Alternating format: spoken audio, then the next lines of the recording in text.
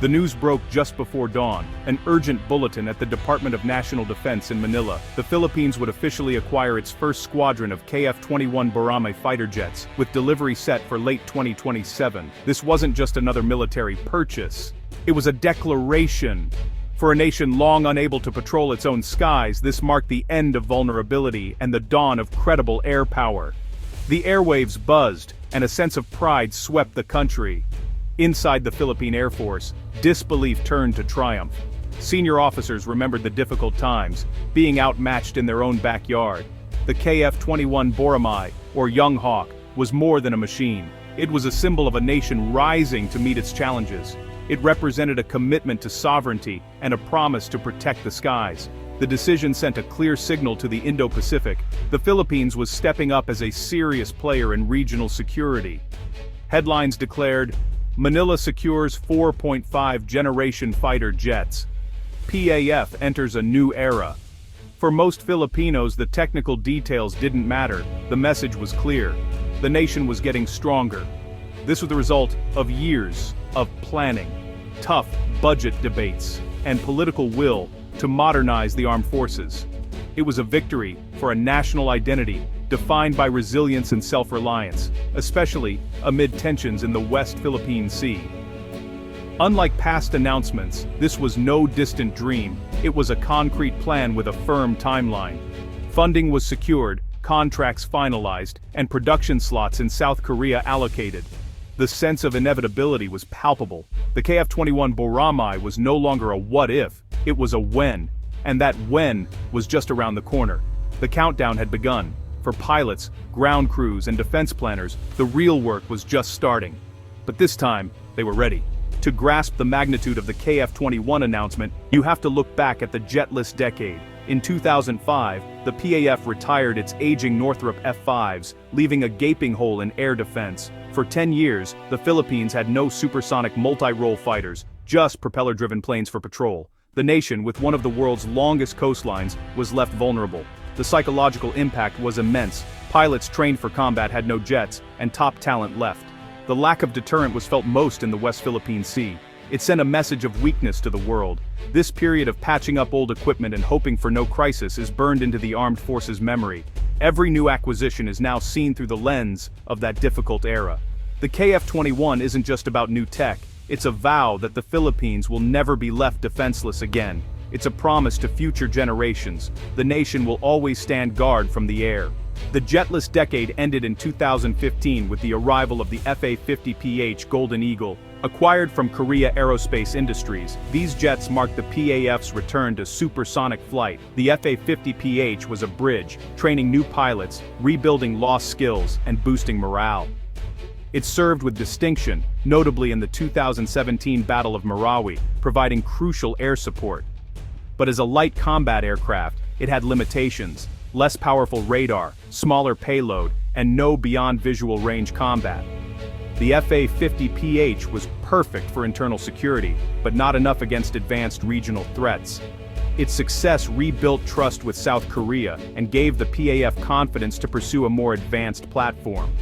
The Golden Eagle woke the sleeping giant of the Philippine Air Force.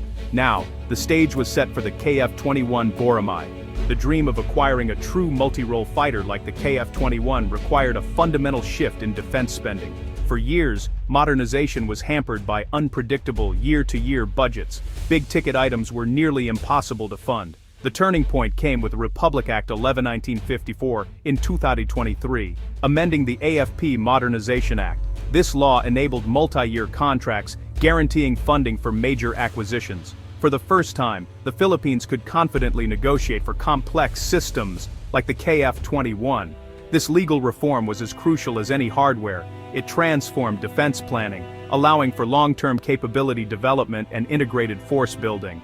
The KF-21 is the first and most prominent beneficiary of this new era. The law turned wishful thinking into a bankable strategy. The PAF considered several fighters, F-16 Viper Saab Gripen, but the KF-21 Boramae stood out. It wasn't just about hardware, it was about advanced technology, rapid delivery, and a strong partnership. The KF-21 is a 4.5 generation fighter with stealth features, advanced avionics, and AESA radar. This means superior situational awareness and resistance to jamming, crucial for defending the West Philippine Sea. The jet systems are brand new, not upgrades of old designs. South Korea's rapid development meant the Philippines could get cutting-edge jets faster than with other options. In a fast-changing region, speed is a critical advantage. The existing partnership with South Korea simplified training and logistics. The KF-21 builds on the FA-50PH relationship, ensuring a seamless transition.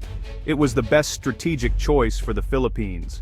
The KF-21 deal is more than a purchase. It's a strategic partnership with South Korea. It includes training, logistics, and technology transfer, ensuring the Philippines can operate and sustain the jets for decades. The KF-21 brings advanced weaponry, including long-range Meteor missiles, transforming the PAF's capabilities. For the West Philippine Sea, this means air superiority and a protective bubble over maritime assets. The partnership also promises industrial benefits, future local assembly and maintenance, high-tech jobs and innovation. It's a long-term investment in the nation's human capital. Aligning with South Korea diversifies Manila's security relationships and strengthens its position in the Indo-Pacific. Joint exercises with allied aircraft will send a powerful message of solidarity. The Boramae is not just a tool of war, but a tool of diplomacy. It forges a partnership in steel that enhances security for both nations. In the volatile South China Sea, time is a luxury the Philippines doesn't have.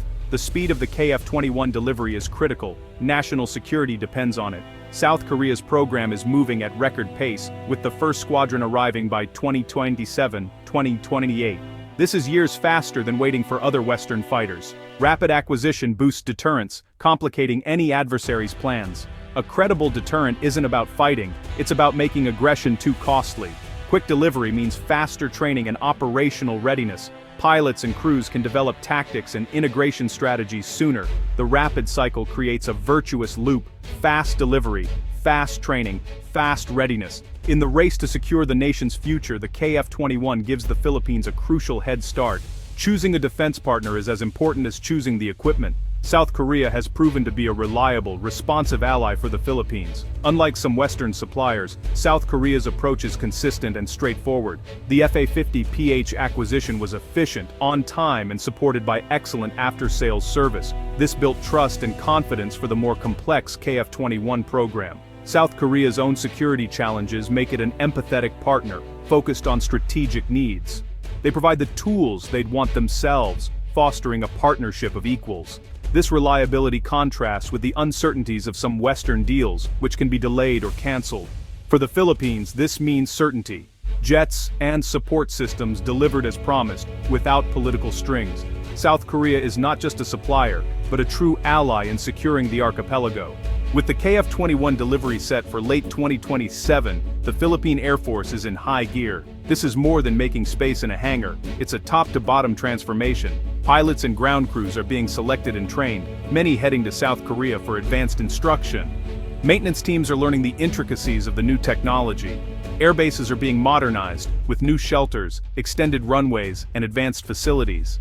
The PAF is upgrading its command and communications network for real-time data sharing. Strategic planners are developing new doctrines and tactics for the KF-21's advanced capabilities. The arrival of the Boramae will be the culmination of years of preparation. The PAF is determined to be ready.